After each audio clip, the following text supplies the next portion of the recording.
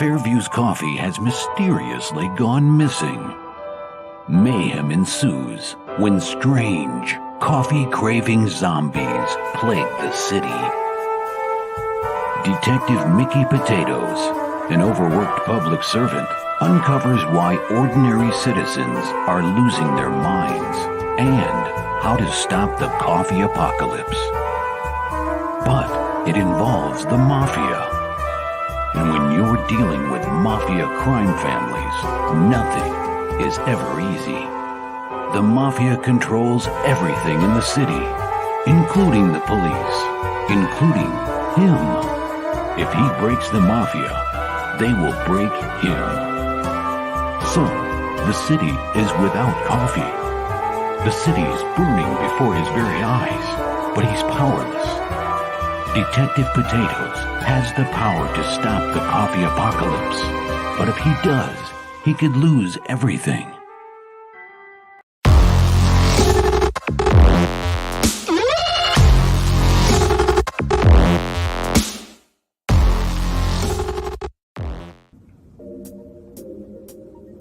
Oh man, I wish I could find a way to better advertise Apothic Press. Just back it already. Whoa, Crom, what are you doing here? What's this? The Madness Roku Network.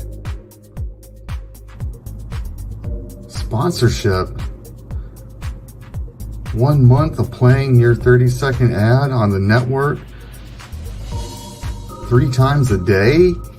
Oh my gosh, for $20? And you can't beat that. Just back it already.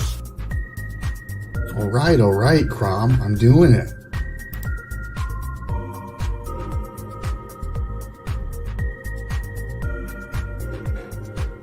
Awesome. Hi, I'm Tanner Hurley, founder of Apothic Press. I back the Madness Roku Network, and so should you.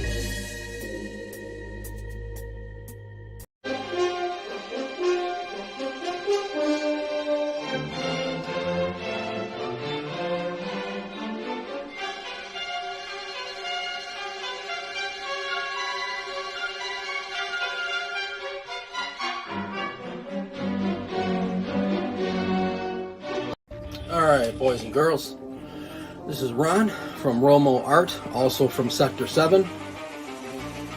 Alright, take 2. Nope.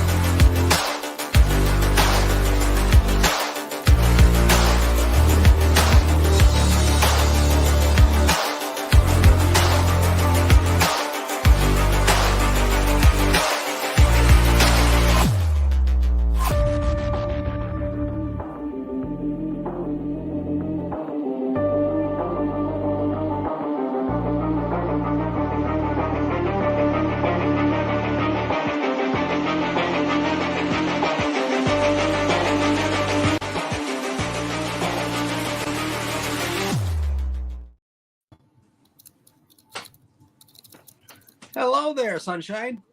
What's up? How are you? You know, Yeah. we're here. Yeah, we're here. We're here. I should probably take these off so everyone's not looking at just seeing the reflection in the screen here. But yeah, no, we're here. I'm a little under the weather, but I'm not dead, so. You're not dead. And really, that's the best we can hope for at this point. Honestly, that might actually be a downside at this point. Like, I'm just like, whatever, either way. Yeah. I've been there. Hey, you gotta, sometime you gotta bring over the trailer for Sector 7 over on a flash drive. so that Brittany can upload it. Okay. Yes, that would be awesome. Yeah, because we only have it as like a YouTube link, you know. That makes sense. Yeah, I will do that, or I can either that or toss it up in a Google Drive or something like that. Oh, yeah, if that works too, Barbie. I still don't understand anything after the cloud and Google Docs. So it's just magic at this point. That's when it's all hocus pocus to me at that point. Yes, Brittany. Actually, I have this super cool. I probably shouldn't talk about it online. I'll definitely bring you video games, but I don't want to discriminate myself. Yeah. But regardless, I'll definitely get on that. I'm it's been a time lately, so it's whatever. Yeah. And no more truck fires, right? No more. Well, no, but I got doxxed. I told you about this, right? Oh, I know that. Yeah. Yeah. So who could have done that? it's funny because done that. I don't even know at this point. So it's not like you're going through a bitter divorce or anything. I can't imagine who would have. Yeah. It was funny because I felt it was like 11:30 at night. I finally I doze off, and I wake up like half an hour later. And I notice my phone's flashing, and I look, and I've got this probably 10 text messages, right? And that there's 4 or 5 different threads. Jesus Christ. And I open one, and they're kind of just it just seemed like they're oh, what are you into? And I'm like, I don't know. I didn't even respond. I was just I thought it was spam. I went on the next one, and there was a couple and a picture of a couple, and she's like, "You want me or my husband?" And I'm like, "Huh?" And I'm and then you scroll down a bit, and then there's pictures of her that I didn't want to see, and a video. Even she sent a video. Jesus. Yeah, and when I say she sent a video, you could just use your imagination. What would be the weirdest thing for someone to send you in a video? And that was it. That was it. One of them was Matt Hansen from Dateline. Why don't you come over here and sit down? Yeah, right. Yeah. Have a seat. Then have a seat. There's a couple other dudes. It gets kind of weird. It was already weird.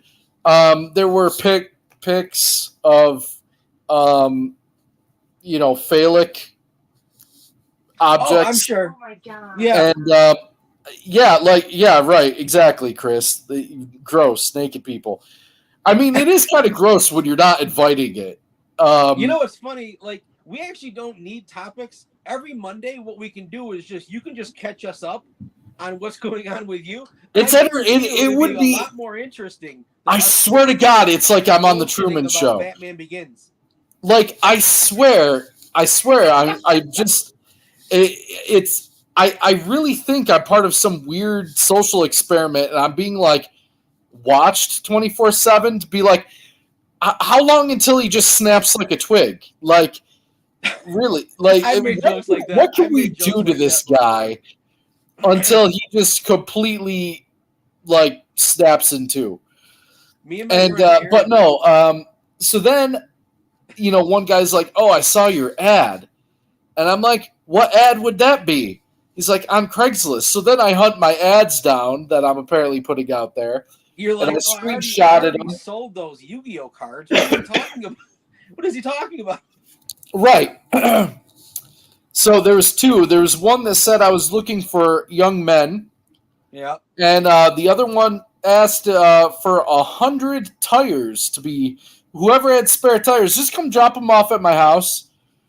Just come. I'm trying to think. I'm it's a short list of who it could be because I don't really make many people that mad unless yeah. It's a very short list. You can. I like Chris's answer. Yeah, it is a short list. Yeah. Unless I don't know. I would say maybe it was an audience member that I pissed off by saying something, but they wouldn't have your phone number. Chris is the only person watching right now. Yeah. No, I'm just we love you, Chris. Seriously, thank you for coming. Groups of 2 people at all times. They had my phone number, my address, and they knew my profession. Yeah. It's a pretty short list. Yep. So, my God, dude, holy shit.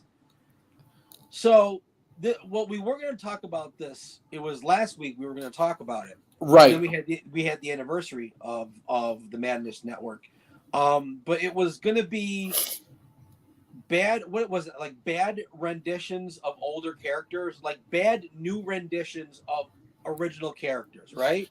Yeah, this sort of thing has always kind of annoyed me. Yeah.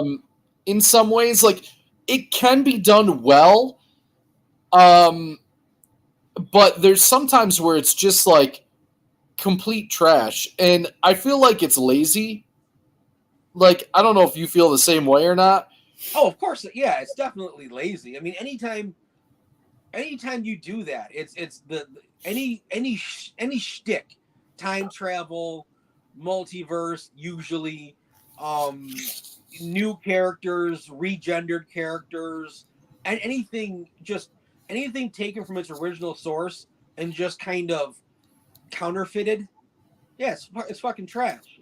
I think there's some instances where I thought it was kind of done well. See, that's interesting. So actually, because I'm actually interested, because I can't think of one. So let's talk about that first. Because what do you think is one that's done well? Because I got nothing. So it's funny. When I think of this concept, I think of Bizarro, off the top of my head, and he's not a ripoff per se. He's not a ripoff though. It's not like a different Superman.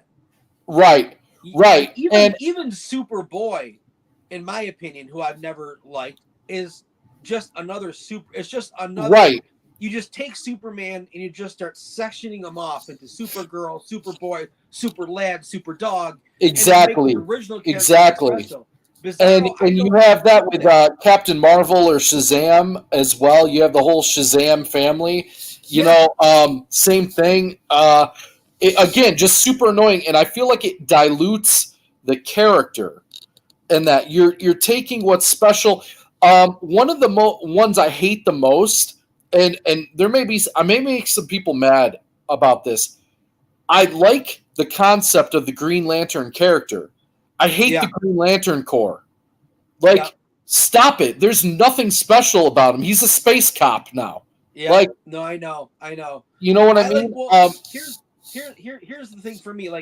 I don't mind the Green Lantern Corps because Green Lantern story takes place in outer space, and I don't mind that there's a whole Corps. It's kind of like part of the original story, I think. I don't know Green Lantern that well, but as far back as I know, there was a Corps. What I don't like is the multiple, again, the Guy Gardner, the multiple Green Lanterns from Earth. There should be only one of anything. Right. Especially a Green Lantern. Yeah. And there's so many. And not only that, man, I could go on and on and on because there's almost every hero now. I never even thought about the Green Lanterns. I had because I actually know, I've met people that they love, I can't remember the one's name. He's the one with the red hair. He's got the bad temper. They love him or they have their favorite. Isn't that Guy Gardner? Is that Guy Gardner? I think so, right? I can't there's Lantern that well. The main one is Hal Jordan. Hal Jordan. And then you have Jonathan Stewart, thank you. Yeah, I had it in my head, and then I lost it. Yeah, John Stewart, and then Hal Jordan's the punk-looking white guy with the red hair. The red hair. Yeah, Guy Gardner. I'm pretty sure that's the one you think about. I know there was another younger one in the '90s that had the more black and gray and green suit. He was younger than Hal Jordan. He was Hal Jordan's replacement, and he never lived up to the name. That was part of his story. He was always he was the new guy. I can't remember his name. He was actually an illustrator. in Sure. in the comics. He was an artist.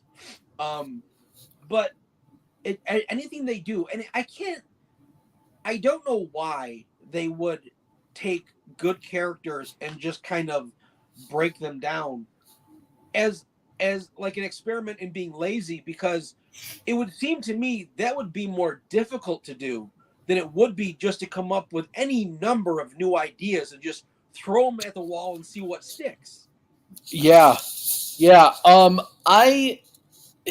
It's funny because, like, you see it all the time. Red Hulk.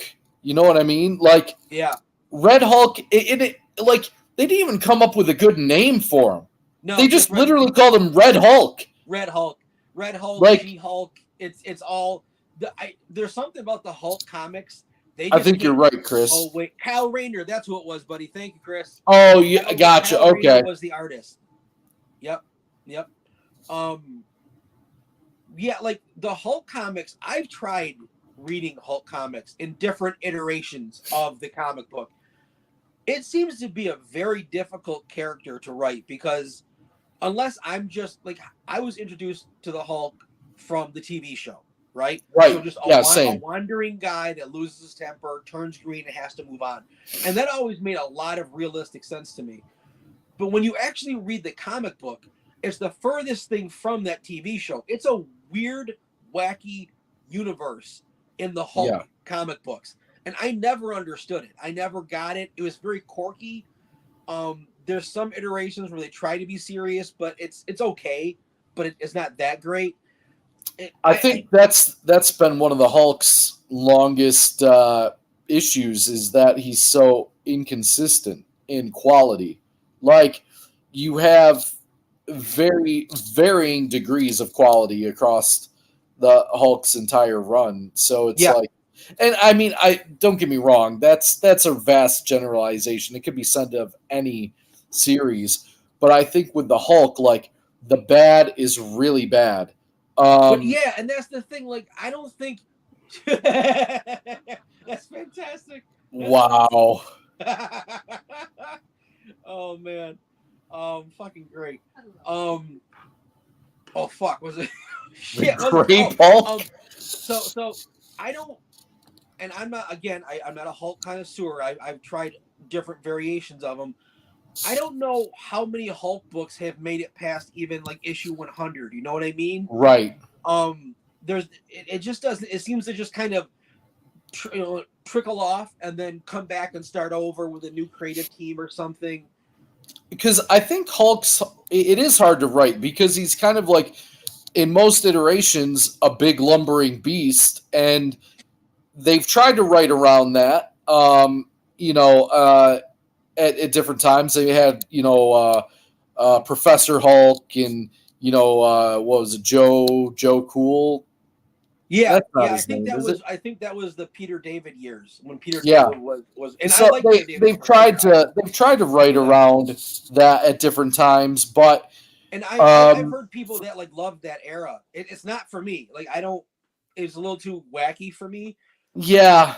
I'm not a big fan of it myself. I like Hulk. Like I said, I think Hulk works best as a, like we were saying, this wandering Dr. Jekyll and Mr. Hyde type character, where he's, and he also works best as a monster, really. I loved watching him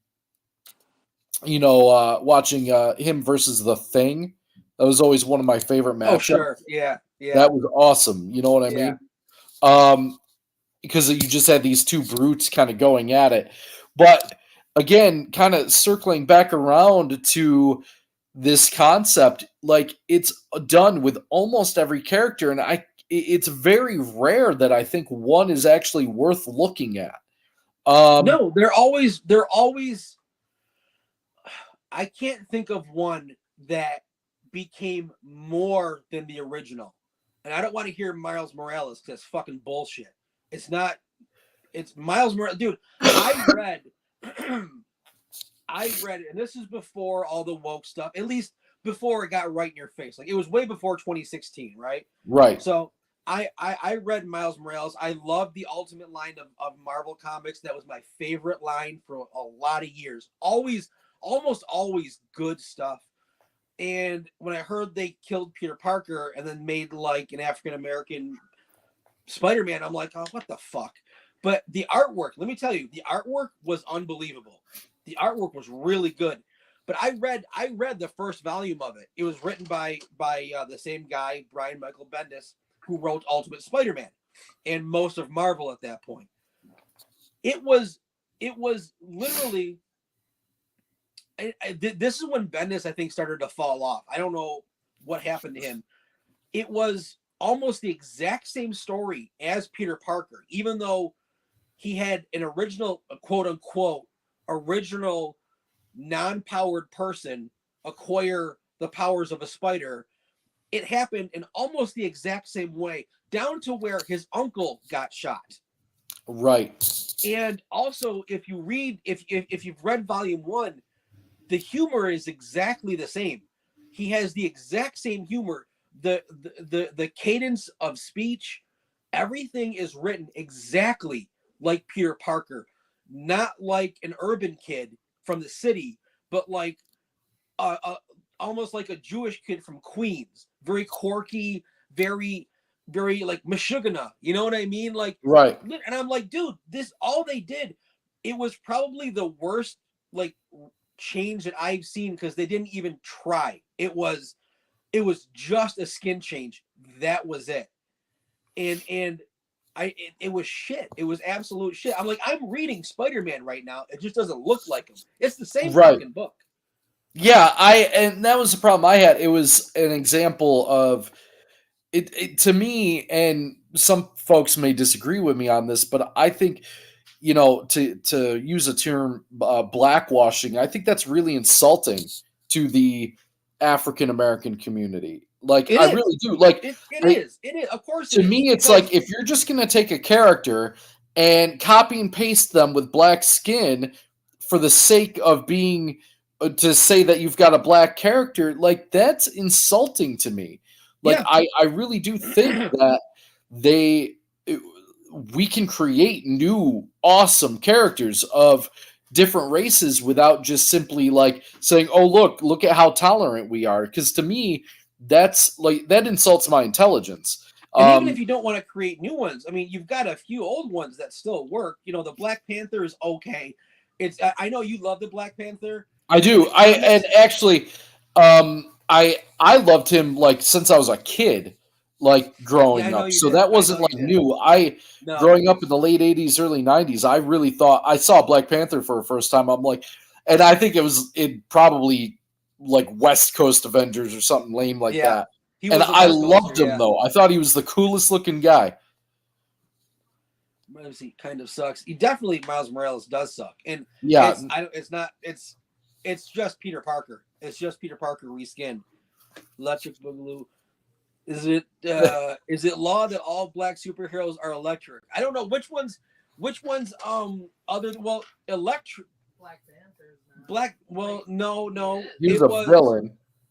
Electro was only black in the Amazing Spider-Man movies. Electro was actually white in the comics. Right. I don't know of any other electric characters. It's hard for me to think now.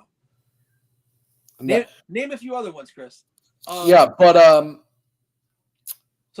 was one guilty pleasure I do have, though. Now that we're on the topic of Spider-Man and these crappy copy and paste characters, I know this is probably sacrilege to some folks, but I really like Scarlet Spider. At least the '90s one. Is that the chick in the red? The red? Well, that's I don't know. Did they make it a girl? Oh, it used to be a guy. Are you talking about the Scarlet Spider, like when they had all the different costumes and shit? So, yeah, it was during the Clone Wars. I knew it. Yeah, it was a Clone War. Oh man, if anyone was watching, they'd be mad. I know, right? Yeah, they would be. But I will say, I still have to this day. I still have that first. Chris named quite a few. Yeah, you're right. Nice. Yeah, you're right. Yeah. Yep. No, that's true. And you're right. And Brittany says Black Panther suit had kind of had electric qualities as well, which yeah, in the movies for sure. In the movies it did, yep. But yeah, I always liked that suit with like it was like the Spider-Man suit, but it had a more crimson color to it, and kind of that cut off vest. Is that the one with the jean cut off vest? Kind of. It wasn't like it was denim, wasn't it? I don't know that it was denim, at least not initially. Let me try and find a denim. picture. I'm pretty sure because that's like a 93, 94. People were rocking denim back then.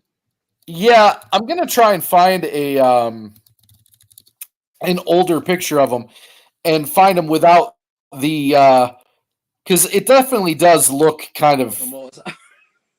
Let's see here. Thanks, Brittany Lane. Wait, what? Let's see. Oh, nice. That's funny. So yeah, I mean, get a room, you guys. No, I'm just kidding. Anyway, I'm trying to find a picture from the 90s that was like so the Chris look. is saying that Spider-Punk had the denim vest. Scarlet Spider had a black vest with a red suit and a white spider logo. Okay, all right. I bypassed it. So I followed artists more than I followed series. So when Jim Lee left X-Men, I left X-Men. When McFarlane left Spider-Man, I left Spider-Man. And which is good because now when I'm older and all the comics suck, I can go back and like reread everything that I missed with like Mark Bagley. He did Spider-Man forever. I love his artwork. But I skipped over the whole Clone Saga. I was not collecting Spider-Man at that point. By that time, I was an Image kid. I remember just being a kid in a comic shop and buying Maximum Clonage #1 and just thinking Maximum it was Clonage. cool. Yep. It's fucking great. Maximum Clonage. I still have that issue, by the way. That's awesome. It's still in my collection. So I have a soft spot in my heart for it. Let me see if I can bring this over because I found a good shot. I don't know. I always really liked the eyes on this suit, but you're right. Like there's, I wonder if I can present. Let's see. Let's see if I can share the screen here. So you should be able to. Not that I fucking know. I don't do. Yeah, I got it. You see it? Not yet. It's coming. Oh, that one. Okay. That one. Yeah. I loved that suit. I don't know why. Even though the hoodie, I think the hood is lame. I think if they just would have left it like a vest, like a ripped off like vest over that red crimson suit, I think that would have looked way cooler than the hoodie. But other than that, I really liked the look of that suit. But that's about where it ends because there's nothing really good. That's all right, Chris. You were close enough. You knew more than I did, so that's cool. Yeah. That, of course, was Ben Reilly, which was like a clone of Peter Parker, I guess. And it was a very convoluted storyline. I don't think the creators understood it. I hear, like, I remember Marvel, like, later, like, when I got back into Marvel, constantly apologizing for and making fun of, like, the Spider Clone saga. Just taking little jabs at it and shit. Yeah. It was not well received for sure, but I still love that suit. Let me throw this in because I would count this. Let's say it's the same character, but it's like so when DC went from DC to the New 52, Superman was Superman, but what they did was they de-aged everybody. I will count that because there was a lot of differences. In even his background story, the fact that his adopted parents died in a car crash when he was like at prom. So there were differences, but it was still Superman. I don't know why they've constantly tried to kind of de-age characters and make them more appealable to a younger audience. I don't think they know what they're fucking doing. And that might be, it might be too obvious, but when I was a kid, I never wanted to read about 14-year-olds. I enjoyed reading about strong, cool, powerful adults. Like I never wanted to relate to what I was reading because I hated my life. I didn't want to relate to my life. I wanted something more than what I had. And like when you de-age, it never works because every time they do it, they just end up re-aging them in like a year or two when the series fails, or in that case, the whole 52 universe failed. I don't know why they think that appeals to young men, to young kids. They don't. No one wants to read Spider Boy, and it's proven by the fact that none of the boys or lads or anything is anywhere near as popular ever as the adult versions, the originals. Yeah, I think it still stems from this idea that, Batman's got to have a Robin, and it's like, no, he doesn't. I don't care. At least Robin is like a different. Now he does it. I agree. Robin is Batman. He's an example done well, right? Because he's not just a carbon copy of Batman. He has his own character. He has his own personality, kind of thing. I would argue even Nightwing, even though it's heavily influenced by Batman, is also done really well because it's not just Superboy, Supergirl, Crypto, the Super Dog. No, it's not. It's not. And Nightwing adds. So okay, that's interesting because he's not just a Batman ripoff. He's not like because Superman. If you're in the Super family, you're still Super something.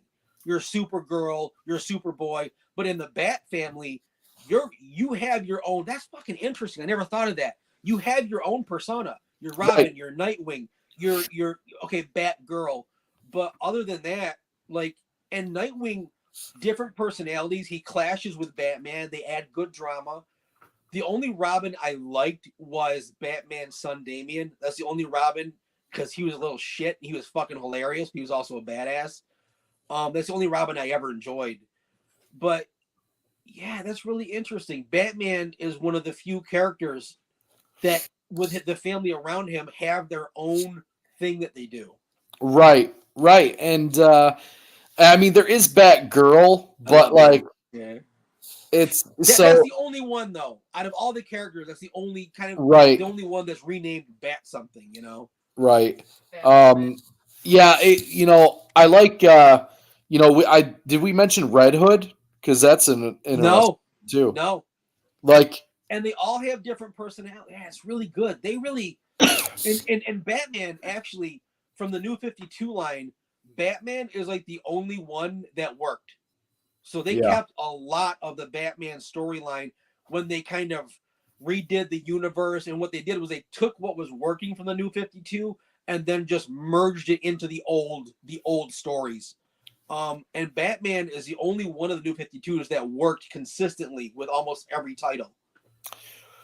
And it's funny because as good as Batman did it, Superman seems to have done it like horribly because you not only have the whole super family, but you have a whole cast of opposites. You had Cyborg Superman, you had Steel.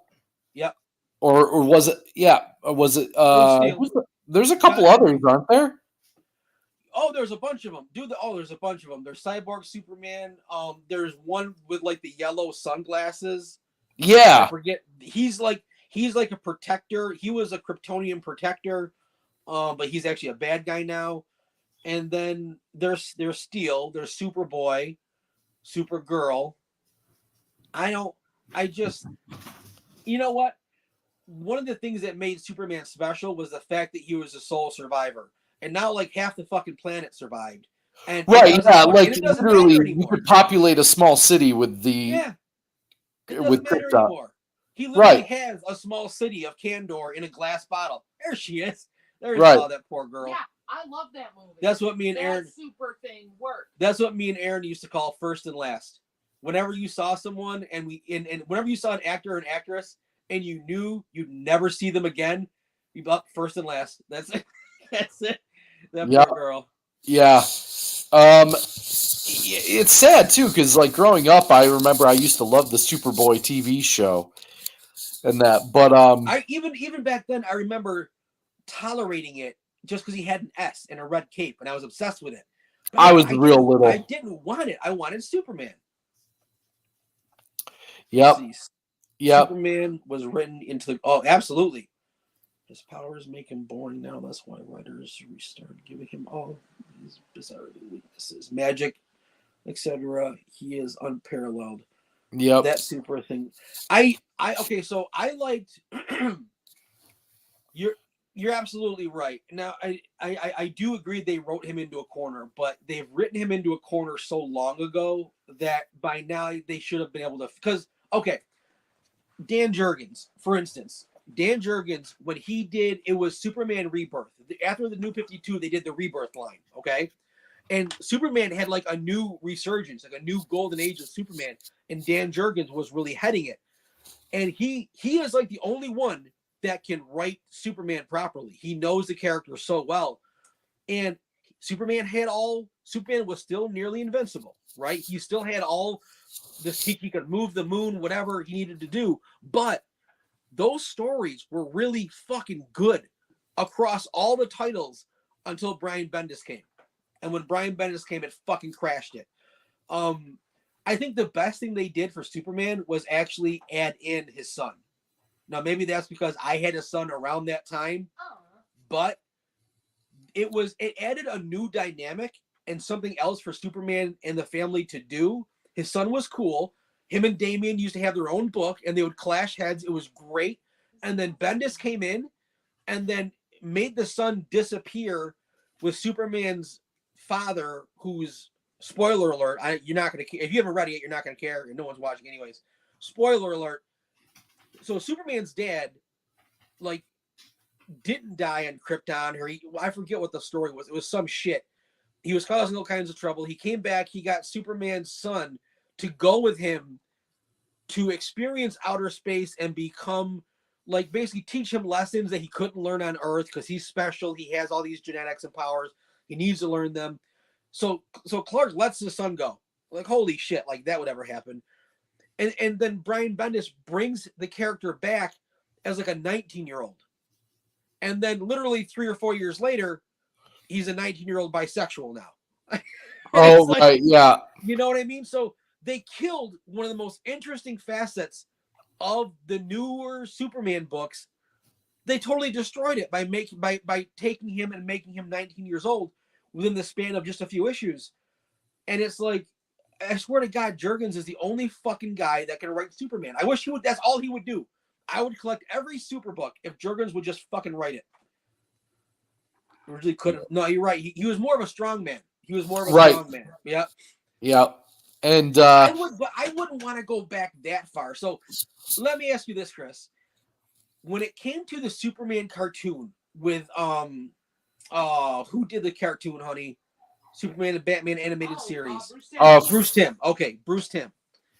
Bruce Timm's version of of Superman, I think, was really good because he said in an interview they wrote it so yes, he was really strong. He could stop missiles, but even the missiles would knock him around and knock him into buildings, and it gave the impression that he could be overcome.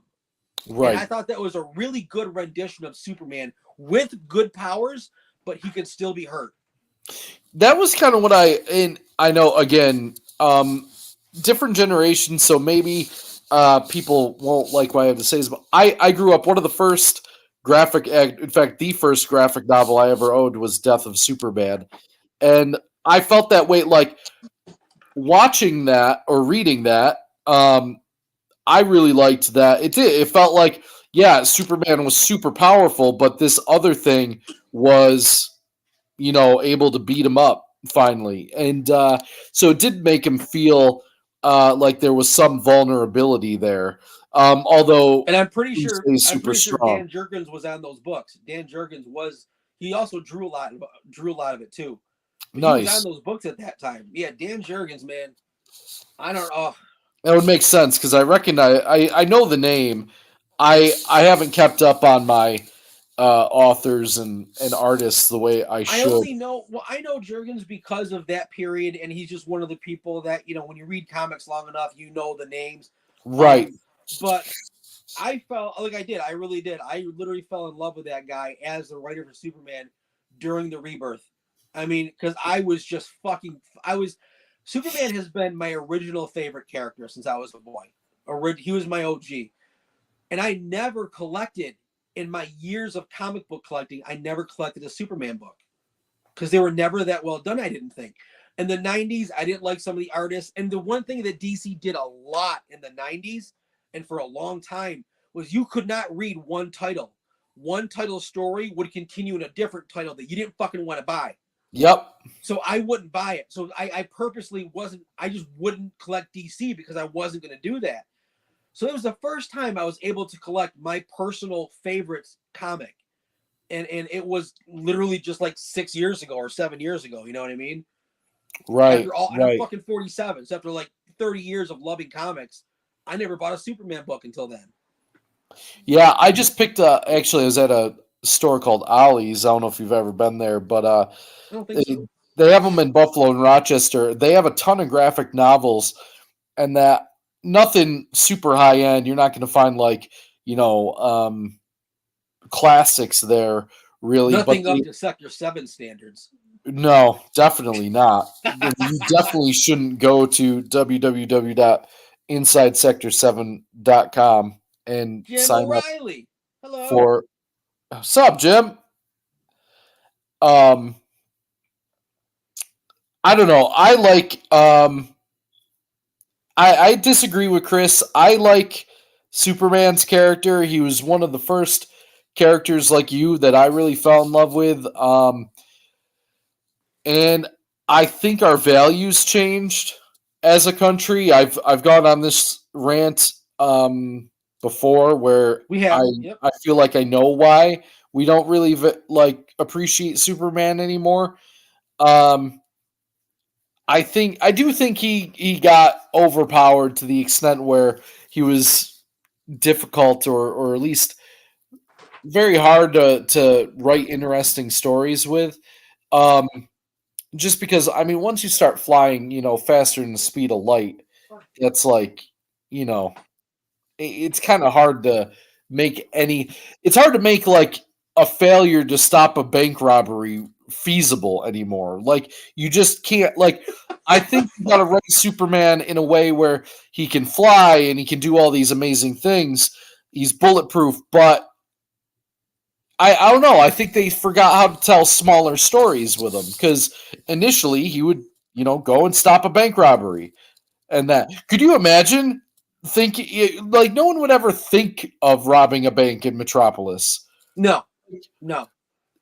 And it was actually written before, like, there have been jokes written in the comic into Superman books like, oh, I thought he was stopping like a volcano in some other country, and then he shows up. You know what I mean? So they try to plan when he's somewhere else. Right? I thought that was pretty unique. Like, honestly, and Superman. I mean, not every character is for everybody, definitely. And if you don't,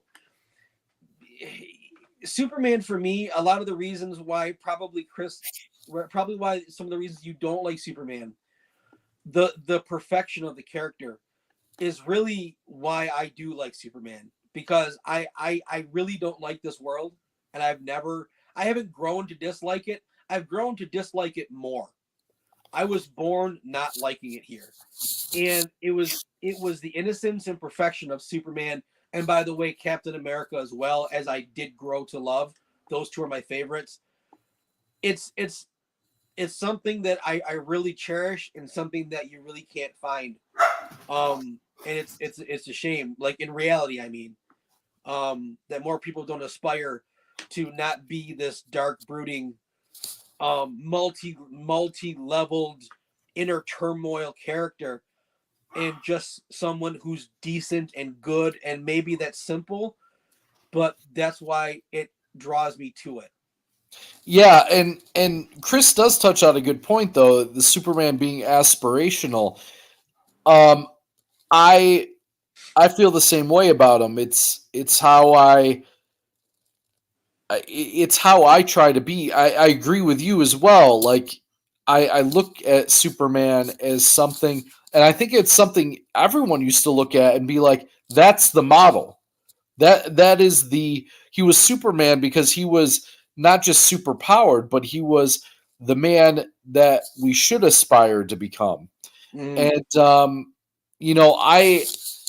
I still want to be that guy. Like, it's funny that you're saying that, because I would definitely. So as Chris is writing this, and you're saying the words, you're using the words that you're using as aspirational and to aspire to be.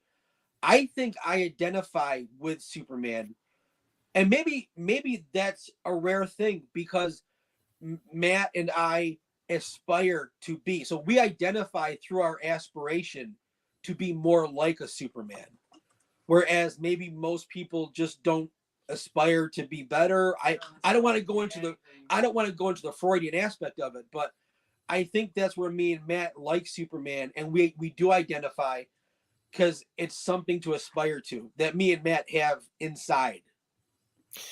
yeah, I think about it almost daily. Batman's gonna Like, fight me. yeah, it's something I think about almost daily. There's a million things I do that Lex Luthor, I get it. Chris, I totally understand. I do get it. And it's the side that identifies with Superman that keeps me from becoming Lex Luthor. right. I totally understand, buddy. I get it. Right, and I feel the same way because I have all these reasons to be angry, and Yes, and you just do. and some days I want to give in to that. Some days are definitely better than others, but at the same time, like at the end of the day, like I I go to school to work, and I see a bunch of really grumpy, cynical, educators that just they have no concept, like where I think I don't know, like I know I'm relating this and kind of getting off the beaten trail here, but you gotta kind of want to do good, and I want to do good. I want, when I look back at my life, I want my kids to be thankful that I was around. I want my students to be like, that was a teacher that believed in me when other people didn't. Or even though I didn't deserve, because let's face it, some kids are like I was when I was in high school, and they're, a little rough around the edges. But I want them to be like, you know what? He always looked at me like I could be different. And whereas other people just said they're never going to change, kind of thing. So I don't know. I want to live that. Like I still do. I Yeah. still want to be Superman. Yeah, me too. Me too. So it's just something that Not Superboy. right. No, not Superboy. Superman, because Superman is the only one that matters. I've never met any. I mean, I'm sure they're out there, but I've never met any hardcore Superboy or Robin fans. You're right. Like, I don't know. I think, yeah, I don't know that I've ever found any hardcore fans of them, or likewise, like, Scarlet Spider, or not a lot of Red Hulkers out there. Right. Even like, I don't know, even like X-23 and Dakin and all them, like, again, it's always a Wolverine guy, Yep. The only times I really feel like this has almost worked. Wow. Did you read Chris's before that though? Yeah. Yes, I did. That was great. I'm screwed. You made me cry. So that's my wife. I in hindsight, like, oddly enough, Deadpool is kind of. I'm glad we have one. I'm glad we have one fan named Chris. Indeed. So what do you think about Deadpool? Does he fall into this category? Of like rip-off secondary? Nah. Well, No, even though I he know, definitely, I I know don't he think is. he fits exactly, but he definitely has the copycat thing going on. He does. He did originally. So yes, originally he was not the jokester. I literally have the Liefeld issue, the first Right. Deadpool one. Right. He wasn't. He was a copycat of Slade, but he became his own thing. I would liken. Here's something for you. I would liken Deadpool to like Gamera. Yeah. Like a ripoff that became its own thing and actually fucking worked. And actually, I mean, you'd have to assume that Deadpool is bigger than Deathstroke by far at this point. Yeah, I agree at this point. He actually not only Gamera outshined Godzilla at this point. Yeah, I mean, although there have been times when I think Gamera has been at least on par, if not outshining Godzilla at a couple of points. Like with Deadpool, I don't even think it's close. Not like, even okay. Yeah, I didn't want to piss off any Deathstroke fans because I know there's some. Because I like Deathstroke too, but I do too. I actually prefer Deathstroke to Deadpool. To be honest, I don't like the. I never got into jokey comics. I never got into the. I still have a lot of, if I remember right, I still have a lot of Deathstroke comics. I have a lot of his initial run, I think. I have some of the New 52 only because one of my favorite artists was drawing him, and why would I remember his name at this point? Fucking idiot that I am. He drew so much of the New 52. I suck. He drew Batman R.I.P., but that was when he was still kind of finding his style in the DC universe. Been around forever. Wish I could remember his name. Chris, you might be able to help me. But I don't count that as real Deathstroke because you know what they did? They de-aged him too. So they made him young with like dark hair. Tony S. Daniel. Thank you, babe. Tony S. Daniel, fucking phenomenal artist. I love that guy. And I had some of those from the New 52, and that at least got me. It introduced me to the character more because I had never collected Deathstroke. And then I was able to really like him in other things. Like even the Arkham Origins game when Batman had this fight with Deathstroke. Oh, yes. Dude, one of the best fucking video game fights for me ever. That was and so it was good. frustrating. Like at first, I remember it took me a bit to get his pattern down. It looked like a legit fucking movie though that you were controlling. Right. That was awesome. Yeah, it was awesome. It absolutely. I love Deathstroke as a character. I really do. But I don't think there's any question now that Deadpool's become more popular. Yeah, I didn't want to say it, but yeah, I might as well. There's plenty more Deadpool fans than Deathstroke fans. Yeah, and actually, one of my favorite Deadpool experiences. I don't get me wrong. I like the movies. I think Ryan Reynolds is hilarious as Deadpool, at least in the newer films. The second one, the video game was actually really cool. I never played it. It was good? It was definitely like it doesn't redefine the genre that it's in, but it's really good. And video games never do.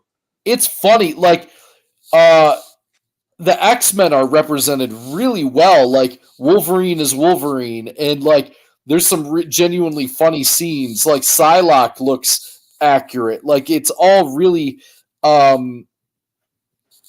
Let's see. I like how the Teen Titans cartoon handled Deathstroke. Yeah, I think Deathstroke always has been a little scary anyway. Like, he's always been intimidating. Maybe that's a better word for it. Like, Deathstroke to me was always intimidating, where Deadpool, obviously very skilled, but kind of insane, you know. But, Teen Titans was a fun show. But, I forgot what I was talking about now. I don't even remember. Well, Brittany asked if I found out a specific time for Godzilla on Wednesday night. It is at 7 at Tinseltown. So I have a rehearsal at, I want to say 5. So by time, we'll probably be half an hour, 45 minutes, and then I'll be leaving, heading up there around 5:45-ish. I anticipate. So we'll be up there in plenty of time. Yeah. But yeah, I'm looking forward to that. That's going to be an awesome time. Then on the 3rd, tickets go on sale for -1. Is that? I saw some headline that said it's like amazing. Have you been seeing things? Everything I've read has been overwhelmingly positive. Like so really amazing. Yeah, that's what I heard. Yeah. The Kong stuff has been a little. Well, it's still been positive, but they said it's going to be very funny, and Godzilla gets sidelined. So not great news. Checking out. I'll go see it, but I'm checking out after that. I'm done. I knew they were gonna fucking do it. I called it. I knew it. Yeah. Well, you know what? I hope if they're gonna do it, that it's just gonna be good. Like if they can make it really good, I can forgive a lot of dumb crap. But if they can do it in a way that makes sense and it turns out really well, I'm open to the idea. But I was nervous about this one anyway because I figured it was going to just turn into a cash grab. So I don't think you can push it. I don't think you can. I knew they were riding the line, and everything that I've read or seen has said that it pushed the sci-fi, it pushed the humor, and those were the two things that they were right on the line with. And if you pushed it further, I don't think it's possible for it to be good. Maybe entertaining if the special. I guess there's huge monster fights every 5 minutes. That's another thing that I read too. There's like it's all just monster fights half the time. So that might not be a bad thing though. It might. So here's the thing. Yeah, it might not. So okay, going to see it in the theater would be worth it for the cool shit. But you can't walk out and say that was a great movie. Right. I can walk out and say that was entertaining. But like Thor Ragnarok was entertaining, by far not a great movie, because I can objectively tell you why some shit sucked and totally ruined some of the characters. But very entertaining. Yeah, I mean, I think the same is true of Godzilla vs. Kong. It was not a great movie. I think they could have done a lot more with it to make it a great movie, but it was good enough, though. It was good. It was enough. entertaining. It wasn't bad. It was not bad. Chris, I'm with you. I would love to see some remakes. I think they're going Thor: Love and Thunder with this one. Oh, I hope not. I'm calling it now because I already called it, and they're doing it. So I'm calling Thor: Love and Thunder with the new Godzilla Kong movie, which obviously is mostly Kong and some other new monsters. Godzilla. Yeah, I mean, there's going to be a couple new monsters. I'm really curious to see what happens. I want to see this new Apple series too that's coming out. Like, I wonder, because I've heard that's supposed to be really good. It'd be really interesting because this Apple series looks super serious. That looks like it's more in the vein of the first, which they keep showing like footage of the first Godzilla movie. It looks like it's in that vein. The color tone, everything seems similar to that. And one scene even pays homage to 1964's Godzilla Mothra versus Godzilla, where Godzilla is coming up out of the ground and the dirt's falling off of him, and there's a similar scene in this series. It's gonna be kind of strange though, seeing that contrast. Like, oh, we just released a series that's very serious, and then you're gonna have this super the movie is so bright it'll hurt your eyes. Right, goofy neon fever dream. I know. You know, so well, listen, we got 4 seconds, so let's close it up. Thanks everyone, Chris. Chris, thank you, Jim too. Yeah, Bill was here too, right? No, Bill. I said Bill O'Reilly. It's Mr. I'll say Mr. O'Reilly because I can't remember your first name, buddy. I'm sorry. So something O'Reilly was here. Jim O'Reilly. Jim O'Reilly. Chris, thanks for coming, guys. And we'll be here next week. And Matt, I will see you Wednesday. Thanks for the tickets. We're gonna have a good time. Really appreciate it, buddy. Right. And let's close out, baby. Ready? Happy Halloween. All right, happy Halloween, guys. Be safe. Bye, guys. Hey, yo, it's me, Pops Fan Marmalade, and you're watching the Comics-Related Madness Network. So come get some. CromCon. CromCon.